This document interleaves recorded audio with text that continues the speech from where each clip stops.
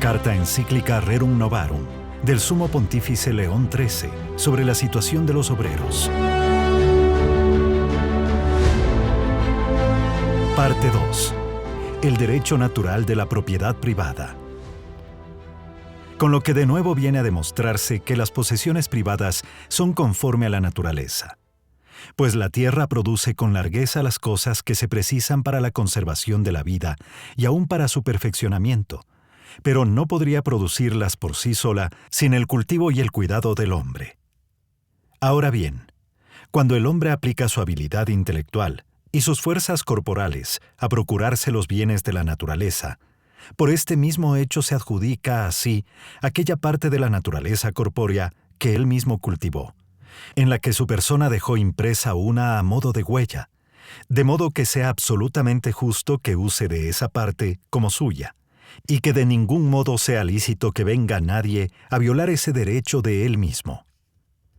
Es tan clara la fuerza de estos argumentos que sorprende ver disentir de ellos a algunos restauradores de desusadas opiniones, los cuales conceden, es cierto, el uso del suelo y los diversos productos del campo al individuo, pero le niegan de plano la existencia del derecho a poseer como dueño el suelo sobre que ha edificado o el campo que cultivó. ¿No ven que, al negar esto, el hombre se vería privado de cosas producidas con su trabajo?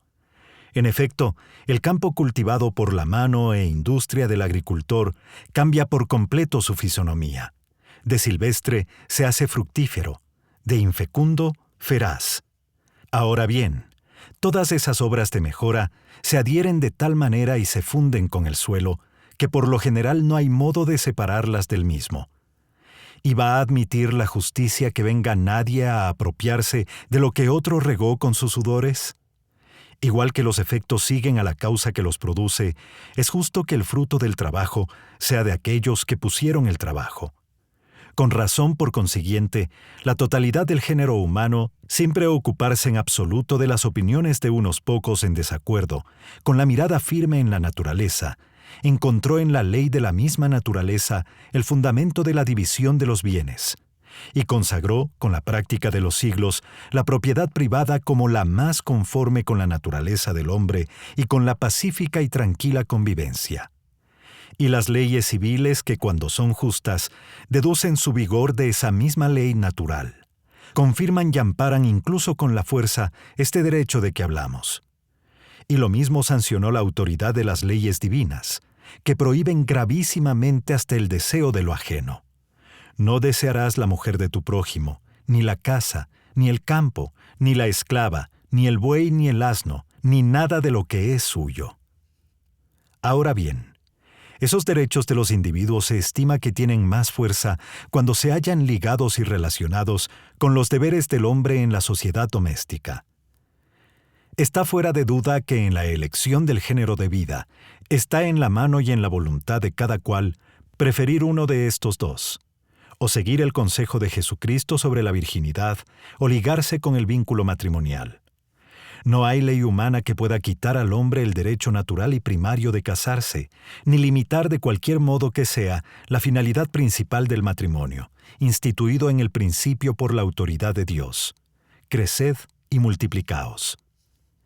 He aquí, pues, la familia o sociedad doméstica, bien pequeña, es cierto, pero verdadera sociedad, y más antigua que cualquiera otra, la cual es de absoluta necesidad que tenga unos derechos y unos deberes propios, totalmente independientes de la potestad civil.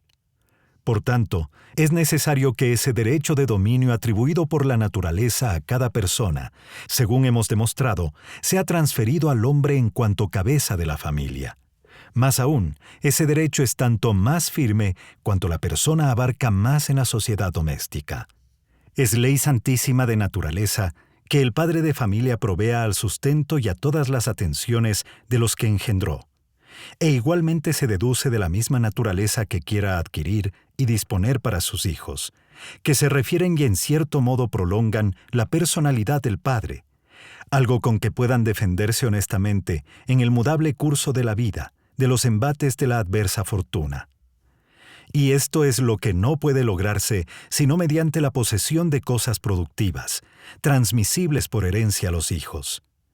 Al igual que el Estado, según hemos dicho, la familia es una verdadera sociedad que se rige por una potestad propia, esto es, la paterna. Por lo cual, guardados efectivamente los límites que su causa próxima ha determinado, tiene ciertamente la familia derechos por lo menos iguales que la sociedad civil para elegir y aplicar los medios necesarios en orden a su incolumidad y justa libertad. Y hemos dicho por lo menos iguales, porque siendo la familia lógica y realmente anterior a la sociedad civil, se sigue que sus derechos y deberes son también anteriores y más naturales. Pues si los ciudadanos, si las familias, hechos partícipes de la convivencia y sociedad humanas, encontraran en los poderes públicos perjuicio en vez de ayuda, un cercenamiento de sus derechos más bien que una tutela de los mismos, la sociedad sería más que deseable, digna de repulsa. Querer, por consiguiente, que la potestad civil penetre a su arbitrio hasta la intimidad de los hogares es un error grave y pernicioso. Cierto es que si una familia se encontrara eventualmente en una situación de extrema angustia y carente en absoluto de medios para salir de por sí de tal agobio, es justo que los poderes públicos la socorran con medios extraordinarios, porque cada familia es una parte de la sociedad. Cierto también que, si dentro del hogar se produjera una alteración grave de los derechos mutuos, la potestad civil deberá amparar el derecho de cada uno. Esto no sería apropiarse los derechos de los ciudadanos, sino protegerlos y afianzarlos con una justa y debida tutela. Pero es necesario de todo punto que los gobernantes se detengan ahí.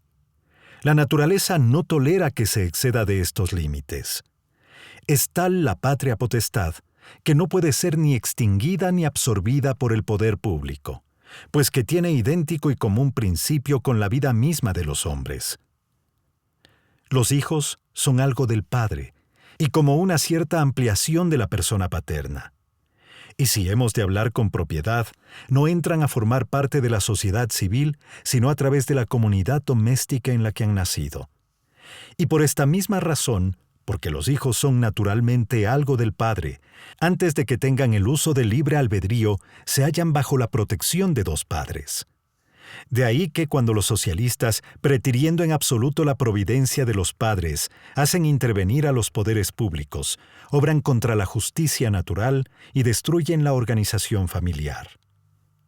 Pero además de la injusticia, se deja ver con demasiada claridad cuál sería la perturbación y el trastorno de todos los órdenes, cuán dura y odiosa la opresión de los ciudadanos que habría de seguirse. Se abriría de par en par la puerta a las mutuas envidias, a la maledicencia y a las discordias. Quitado el estímulo al ingenio y a la habilidad de los individuos, necesariamente vendrían a secarse las mismas fuentes de las riquezas, y esa igualdad con que sueñan no sería ciertamente otra cosa que una general situación, por igual miserable y abyecta, de todos los hombres sin excepción alguna. De todo lo cual se sigue claramente que debe rechazarse de plano esa fantasía del socialismo de reducir a común la propiedad privada, pues que daña a esos mismos a quienes se pretende socorrer, repugna a los derechos naturales de los individuos y perturba las funciones del Estado y la tranquilidad común. Por lo tanto, cuando se plantea el problema de mejorar la condición de las clases inferiores, se ha de tener como fundamental el principio de que la propiedad privada ha de conservarse inviolable. Sentado lo cual, explicaremos dónde debe buscarse el remedio que conviene. Confiadamente y con pleno derecho nuestro, atacamos la cuestión, por cuanto se trata de un problema cuya solución aceptable sería verdaderamente nula si no se buscara bajo los auspicios de la religión y de la Iglesia. Y estando principalmente en nuestras manos la defensa de la religión y la administración de aquellas cosas que están bajo la potestad de la Iglesia, nos estimaríamos que, permaneciendo en silencio, faltábamos a nuestro deber. Sin duda que esta grave cuestión pide también la contribución y el esfuerzo de los demás. Queremos decir de los gobernantes, de los señores y ricos, y finalmente de los mismos por quienes se lucha, de los proletarios. Pero afirmamos sin temor a equivocarnos que serán inútiles y vanos los intentos de los hombres si se da de lado a la Iglesia. En efecto, Es la Iglesia la que saca del Evangelio las enseñanzas en virtud de las cuales se puede resolver por completo el conflicto, o limando sus asperezas, hacerlo más soportable. Ella es la que trata no solo de instruir la inteligencia, sino también de encauzar la vida y las costumbres de cada uno con sus preceptos. Ella, la que mejora la situación de los proletarios con muchas utilísimas instituciones. Ella, la que quiere y desea ardientemente que los pensamientos y las fuerzas de todos los órdenes sociales se alíen con la finalidad de mirar por el bien de la causa obrera de la mejor manera posible, y estima que a tal fin deben orientarse, si bien con justicia y moderación, las mismas leyes y la autoridad del Estado. Establezcase, por tanto, en primer lugar, que debe ser respetada la condición humana, que no se puede igualar en la sociedad civil lo alto con lo bajo. Los socialistas lo pretenden, es verdad, pero todo es vana tentativa contra la naturaleza de las cosas. Y hay por naturaleza entre los hombres muchas y grandes diferencias. No son iguales los talentos de todos, no la habilidad ni la salud, ni lo son las fuerzas. Y de la inevitable diferencia de estas cosas brota espontáneamente la diferencia de fortuna. Todo esto en correlación perfecta con los usos y necesidades tanto de particulares cuanto de la comunidad, pues que la vida en común precisa de aptitudes varias, de oficios diversos, al desempeño de los cuales se sienten impelidos los hombres, más que nada por la diferente posición social de cada uno. Y por lo que hace al trabajo corporal, aún en el mismo estado de inocencia, jamás el hombre hubiera permanecido totalmente inactivo. Mas lo que entonces hubiera deseado libremente la voluntad para deleite del espíritu, tuvo que soportarlo después necesariamente, y no sin molestias, para expiación de su pecado. Maldita la tierra en tu trabajo, comerás de ellas entre fatigas todos los días de tu vida.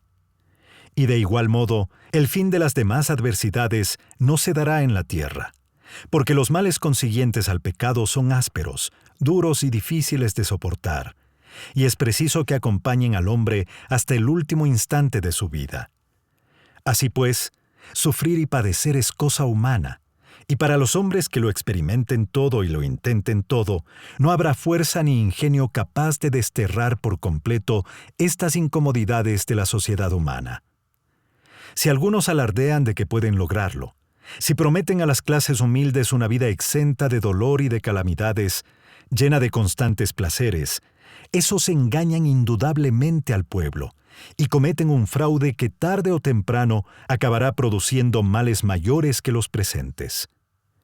Lo mejor que puede hacerse es ver las cosas humanas como son y buscar al mismo tiempo por otros medios, según hemos dicho, el oportuno alivio de los males. Es mal capital, en la cuestión que estamos tratando, suponer que una clase social sea espontáneamente enemiga de la otra, como si la naturaleza hubiera dispuesto a los ricos y a los pobres para combatirse mutuamente en un perpetuo duelo. Es esto tan ajeno a la razón y a la verdad que, por el contrario, es lo más cierto que como en el cuerpo se ensamblan entre sí miembros diversos, de donde surge aquella proporcionada disposición que justamente podríase llamar armonía, así ha dispuesto la naturaleza que en la sociedad humana dichas clases gemelas concuerden armónicamente y se ajusten para lograr el equilibrio. Ambas se necesitan en absoluto. Ni el capital puede subsistir sin el trabajo, ni el trabajo sin el capital. El acuerdo engendra la belleza y el orden de las cosas. Por el contrario, de la persistencia de la lucha, tiene que derivarse necesariamente la confusión juntamente con un bárbaro salvajismo. Ahora bien, para acabar con la lucha y cortar hasta sus mismas raíces, es admirable y varia la fuerza de las doctrinas cristianas. En primer lugar, toda la doctrina de la religión cristiana, de la cual es intérprete y custodio la Iglesia, puede grandemente arreglar entre sí y unir a los ricos con los proletarios, es decir, llamando a ambas clases al cumplimiento de sus deberes respectivos y ante todo a los deberes de justicia. De esos deberes, los que corresponden a los proletarios y obreros son: cumplir íntegra y fielmente lo que por propia libertad y con arreglo a justicia se haya estipulado sobre el trabajo. no dañar en modo alguno al capital, no ofender a la persona de los patronos, abstenerse de toda violencia al defender sus derechos y no promover sediciones, no mezclarse con hombres depravados, que alientan pretensiones inmoderadas y se prometen artificiosamente grandes cosas, lo que lleva consigo arrepentimientos estériles y las consiguientes pérdidas de fortuna. Y estos los deberes de los ricos y patronos: no considerar a los obreros como esclavos, respetar en ellos, como es justo, la dignidad de la persona, sobre todo ennoblecida por lo que se llama el carácter cristiano. Que los trabajos remunerados, si se atiende a la naturaleza y a la filosofía cristiana, no son vergonzosos para el hombre, sino de mucha honra, en cuanto dan honesta posibilidad de ganarse la vida. Que lo realmente vergonzoso e inhumano es abusar de los hombres como de cosas de lucro y no estimarlos en más que cuanto sus nervios y músculos pueden dar de sí. E igualmente, se manda que se tengan en cuenta las exigencias de la religión y los bienes de las almas de los proletarios.